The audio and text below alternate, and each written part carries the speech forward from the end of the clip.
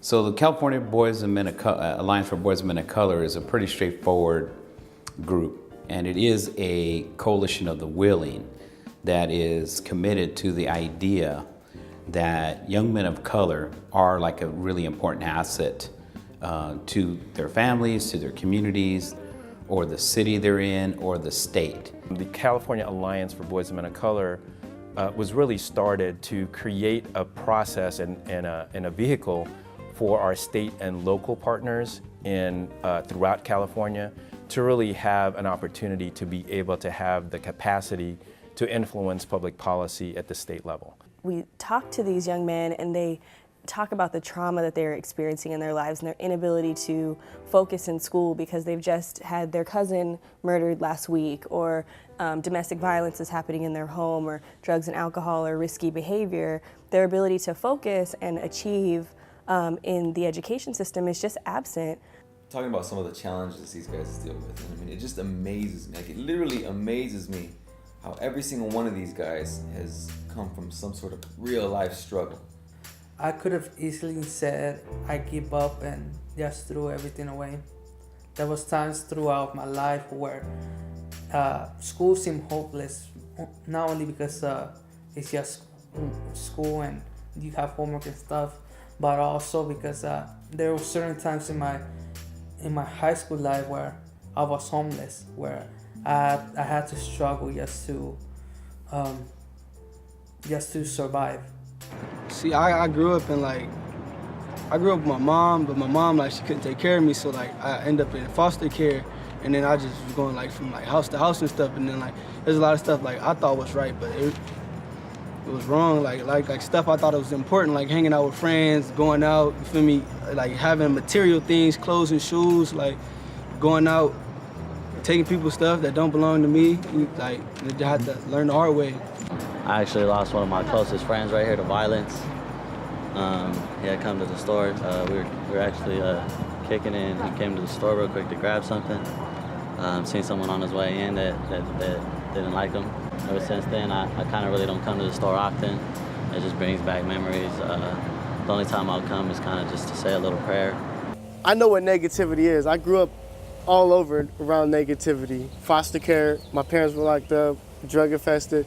So I try to open doors for the youth because I know what negative looks like, and I get a little bit of positivity, and I just like a mirror. I just like shine it, trying to like, shine it off of me so I can show my brothers what positivity looks like and trying to promote positivity. Right now there's 4 places in California that have pulled together both youth and system and other kinds of folks that literally they do have local campaigns going that you can actually feel in touch. And so that would be, the folks that do work in Oakland, Fresno, LA, and in Stockton. And the Alliance is composed of leaders in those local communities as well as leaders across the state of California that are working on statewide public policy issues. We work with the City of Oakland and Alameda County and community partners who are based here in Oakland and Alameda County.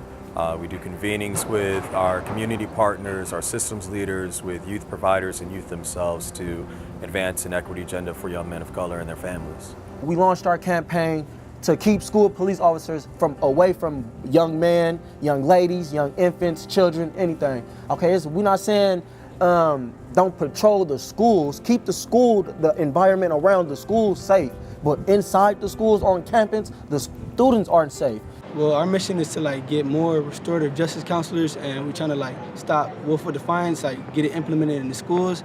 So we got this thing we call training for trainers, like where we getting like people together, we're training other people from different schools so we can get it implemented all over LAUSD. The key part of the strategy is getting elected officials at the state and local levels to make policy. And part of ways you do that is by communication, kind of creating settings where you can learn about the issues and be able to hear from youth leaders how they're impacting them. So the Select Committee is a way to harness, to build champions and harness the leadership of people who are actually in decision-making, authority over the state of California. The Select Committee was formed in 2011 by Speaker John Perez, and it was clearly demonstrated a need to address some of the concerns that are impacting young boys and men of color throughout the state of California. Great opportunity to hear from young folks directly about how their lives are being impacted and allow us to go back and formulate some type of legislation. They allowed me to share my story, and I didn't really know how much of an impact my story would be. So like people were like noticing me, and you know, it felt good to be noticed. That's what I've seen the change, is when they organize and they understand how impactful their voices can be, Sacramento listens. It might take them a little while, but it takes them less time when they hear it from those on the ground than for us that are, you know, in the suits doing the work every day. There's a lot of real value in that, in saying that these are issues that we've inherited. You know, we didn't create the process of gentrification. We didn't create the process of defunding schools. We didn't create the process of mass incarceration. But one thing I do want to uplift is that we do feel those deep impacts as a community, and our young people feel it for their generation very directly. So we need to create those pathways for resiliency, for healing, for restoration, and allowing them to be the circle keepers for their generation. Like, I always wanted to leave a legacy, and I thought that legacy was in the streets, being respected, being the hardest person out there, being known, not to mess around with. But I actually want to leave a legacy that's bigger than that. Someone that's actually known in this world for something positive. Yeah, so Fathers and Families has been a great help to me, supported me when I was on rock bottom, built me up little by little when no one else thought I could make it. And I love and respect Fathers and Families for that. You know, they have hope in you when no one else does. They helped me out tremendously. They changed my life. They my mentors. I look at them as father figures, though, as dads, because like I never had a dad. Like, you feel me? So it's like, what they helped me with, like, they taught me a lot of stuff, how to treat a woman, how to tie a tie, just all type of things. Like, it's crazy. They've given me a foundation, and from there I think I've matured, and you know, I do get comments from the allies that are there that, you know, I have improved, and I think it's thanks to them and just thanks to the opportunities they've given me, because they're, you know, I've even got a job from BMOC. I'm working at a thrift store right now, but they've also given me a new mentality that I can succeed in.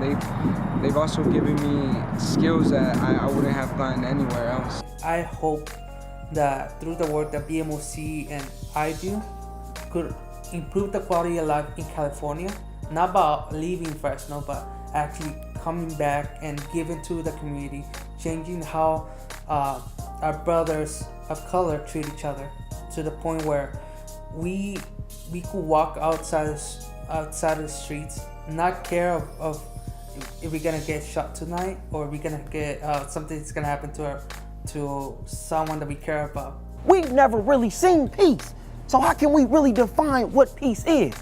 So becoming part of this organization, I'm on my own little journey right now trying to find the definition of peace. And if we can't really find it, then we might as well create our own reality of what peace is.